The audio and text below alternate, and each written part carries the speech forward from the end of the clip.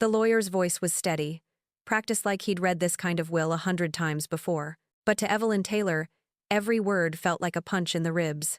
They were all gathered in her father's study. Old hardwood floors, dust-thick shelves, the smell of cedar and tobacco still clinging to the air like ghosts.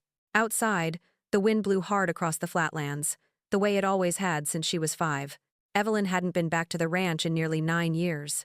She didn't come for the birthday calls. She didn't come when her brother married. She didn't come when her mother died. But she came for this, for the will. Her half-brother Luke sat across the room, arms folded, eyes narrowed. He hadn't said a word since she'd walked in with her suitcase, and the quiet defiance that came with surviving the life their father had tried to erase. And to my daughter Evelyn, the lawyer paused, glancing up over his glasses, I leave the deed to the north pasture, and what lies beneath it. There was a long silence. Luke leaned forward. What the hell does that mean? The lawyer adjusted his tie. That's all he wrote. Evelyn didn't flinch, didn't smile, just looked down at the paper and clenched her fist.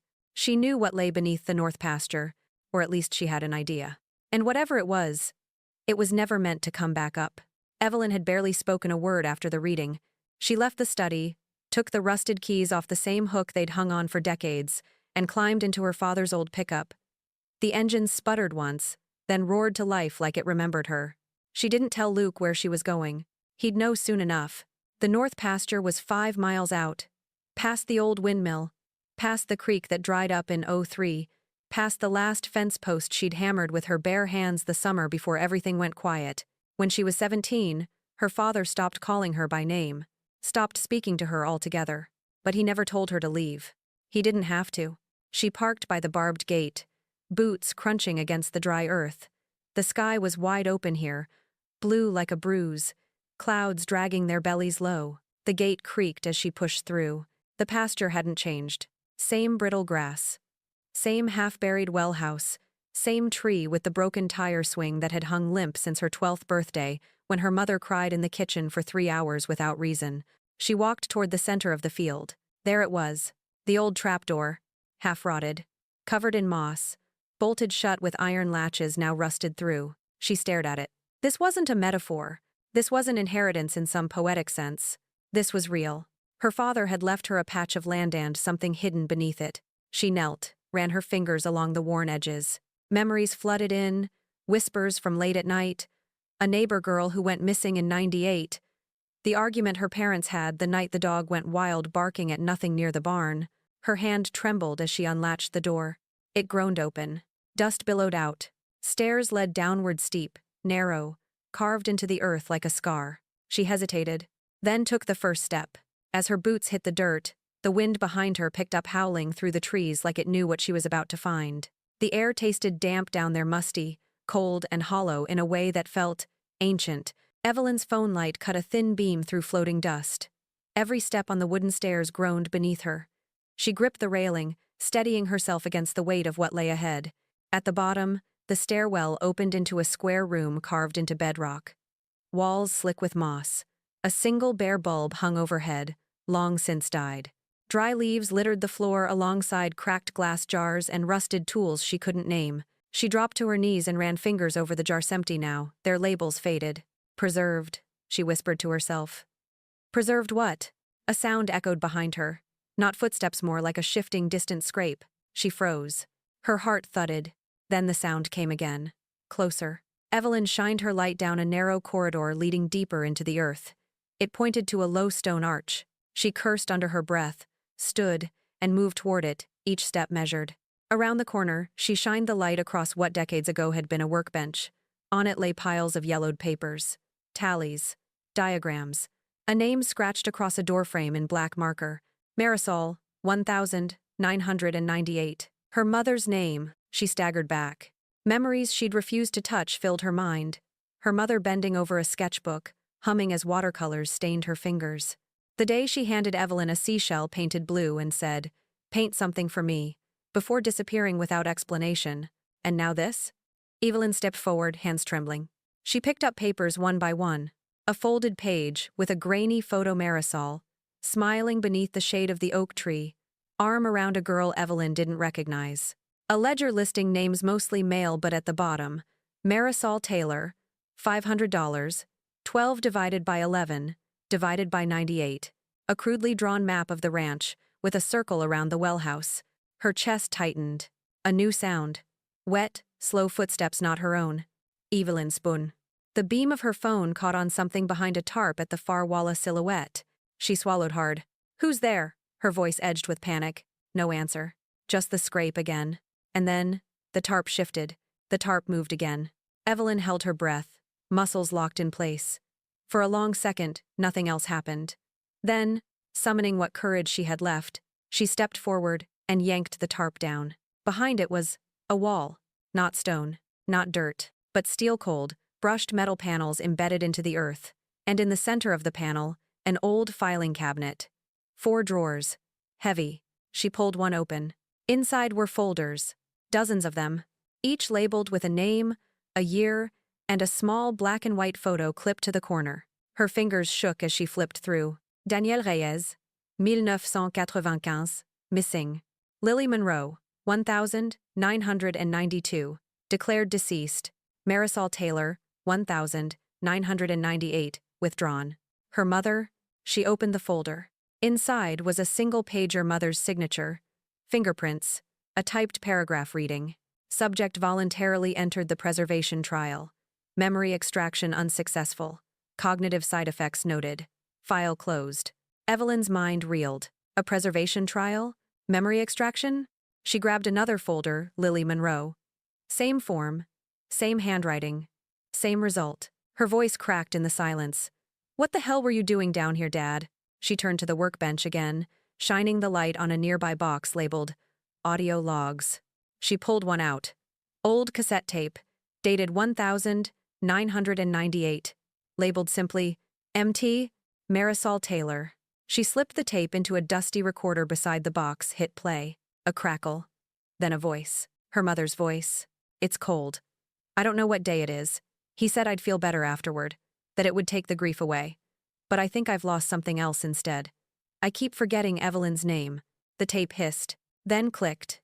Evelyn stood frozen. The memory came back sharp, painful, her mother's smile going distant, the soft way she'd start humming instead of answering. How one morning she'd looked right at Evelyn and said, "You're the neighbor girl, right?" Her father hadn't told anyone.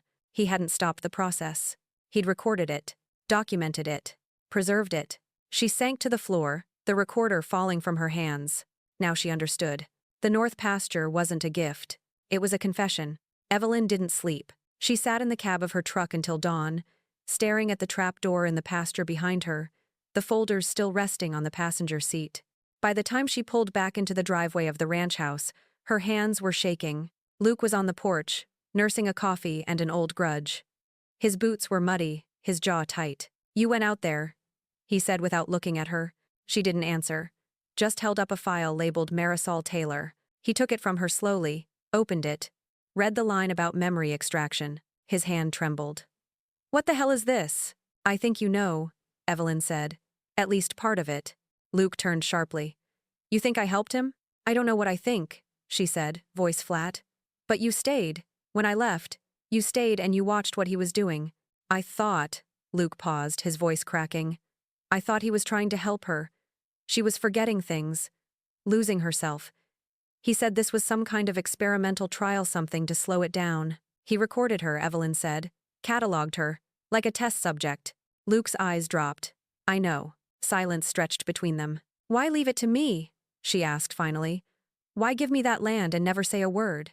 Luke looked out at the field, the early sun rising behind it. "Maybe he knew you'd be the only one who wouldn't bury it again." Evelyn folded her arms.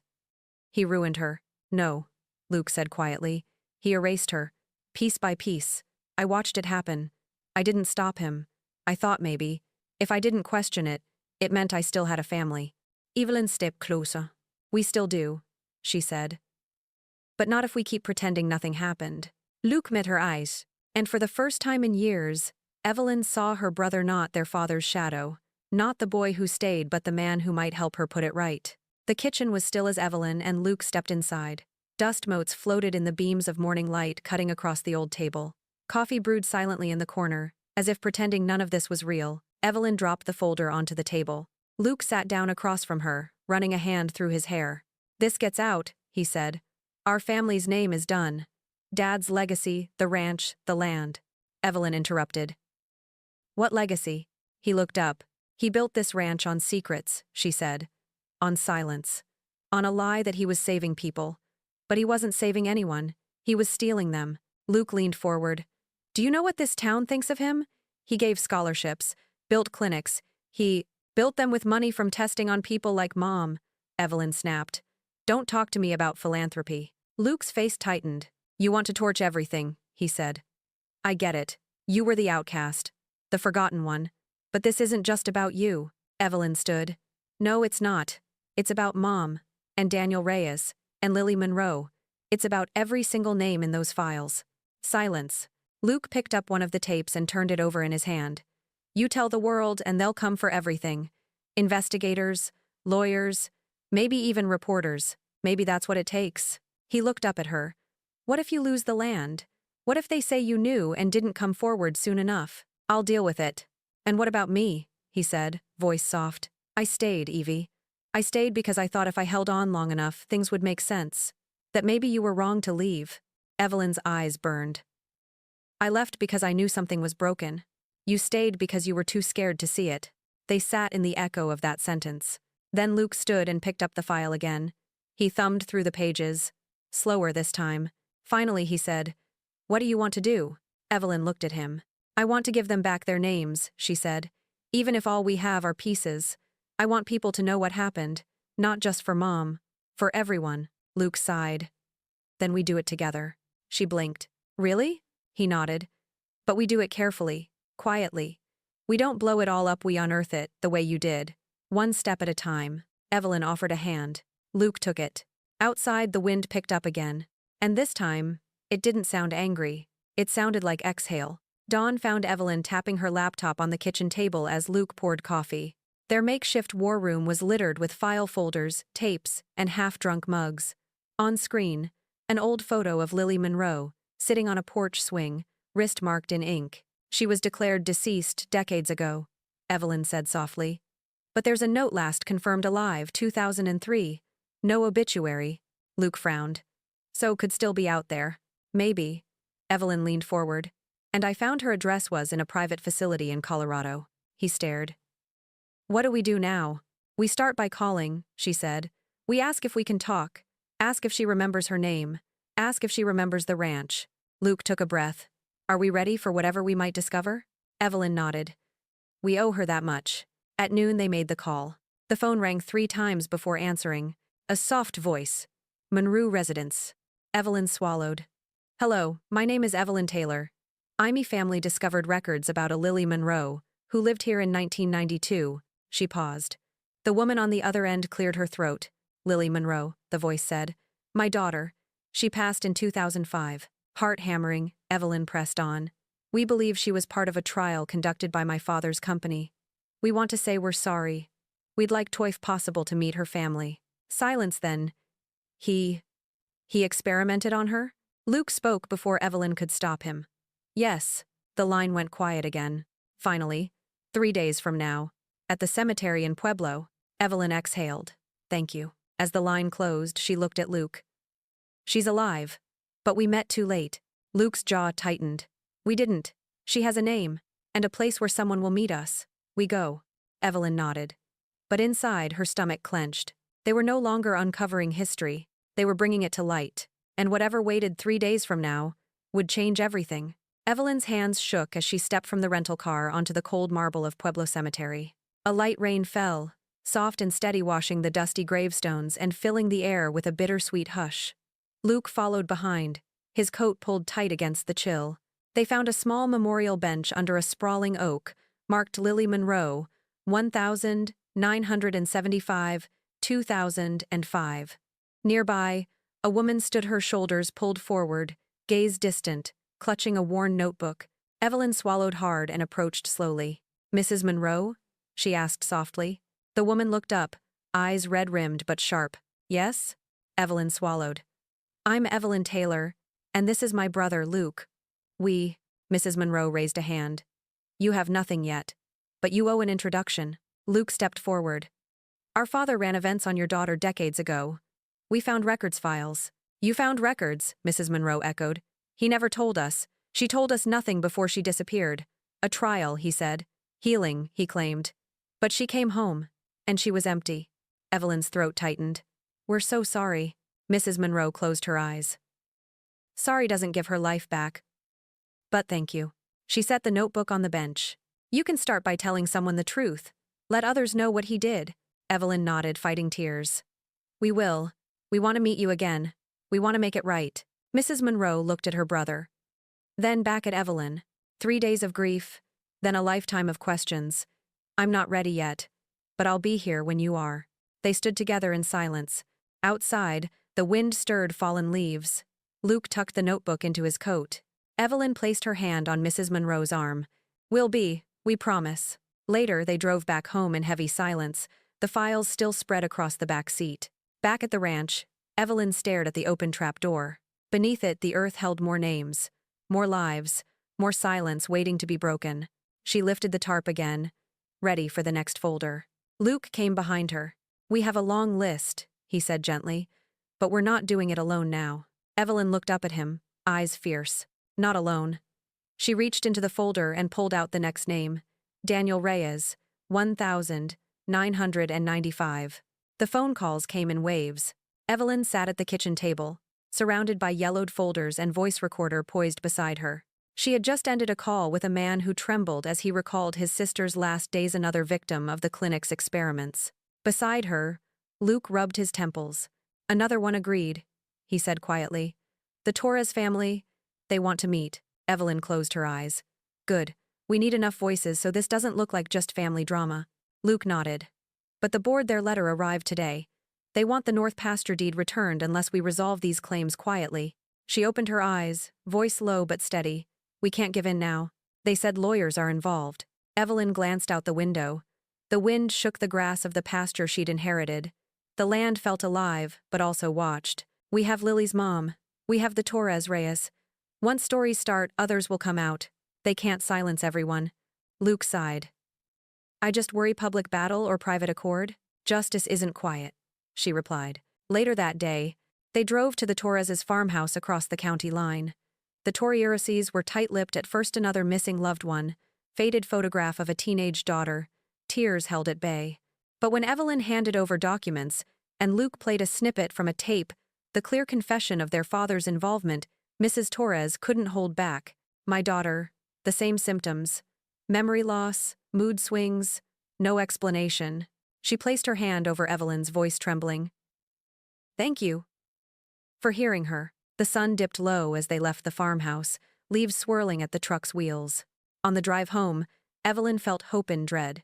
They were unearthing more than names.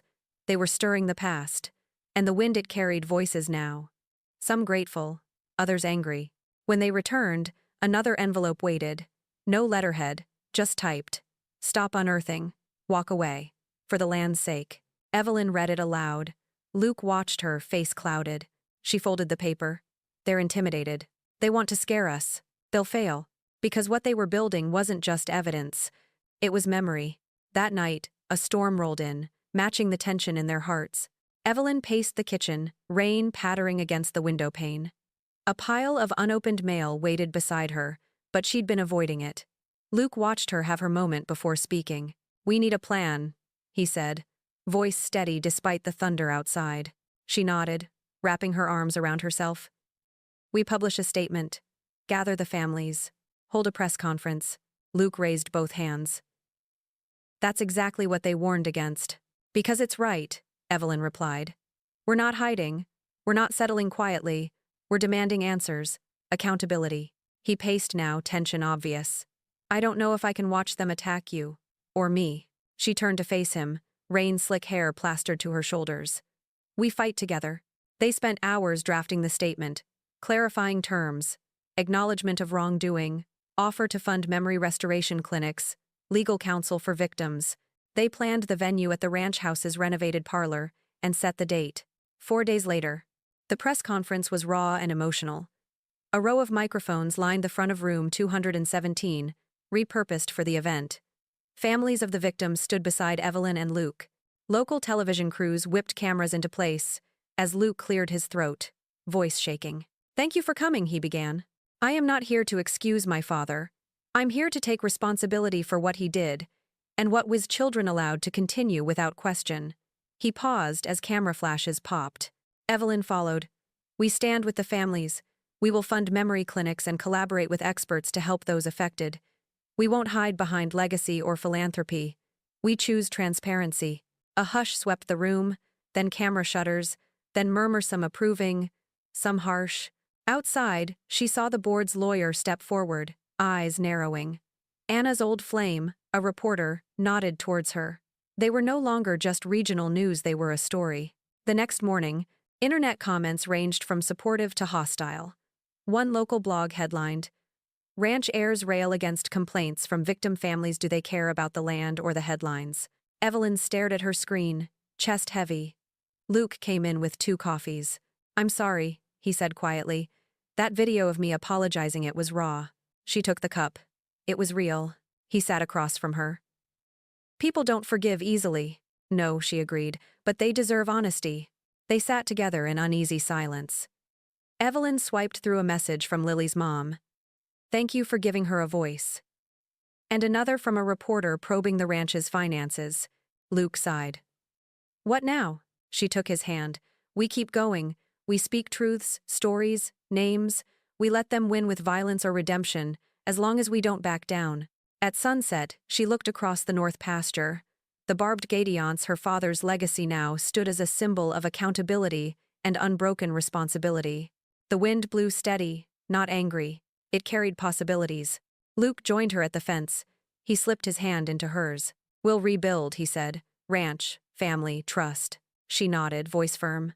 Together. The courtroom was unexpectedly quiet, its wooden benches polished, and their sound muffled by velvet drapes. Evelyn and Luke sat side by side, files in hand. A single table separated them from the prosecutor, her face stern in the harsh fluorescent light. Evelyn inhaled deeply. She recalled Lily's mother's words. 3 days of grief, then a lifetime of questions. Now, that lifetime had begun. The prosecutor looked at them. "Mr. and Miss Taylor, you stand here today not just as heirs, but as witnesses to decades of unethical human trials concealed on your family property. Do you understand the gravity?" Evelyn nodded. "Yes. Are you prepared to testify on behalf of the victims, those named in our evidence?" Luke looked at Evelyn. She met his gaze and nodded again. "Yes, we are." The prosecutor called their first witness, a former clinic employee now elderly and shaking on the stand. She confirmed the folders and tapes were authentic, produced by the clinic owned by the Taylor Ranch. Luke and Evelyn took turns rising to share what they'd uncovered, the letters, the recordings, the families they'd contacted. Outside the courtroom, cameras clicked.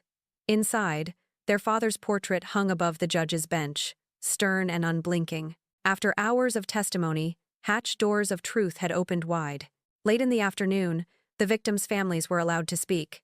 Lily's mother stood shakily at the podium. "My daughter's life ended long ago," she said. Her voice shook.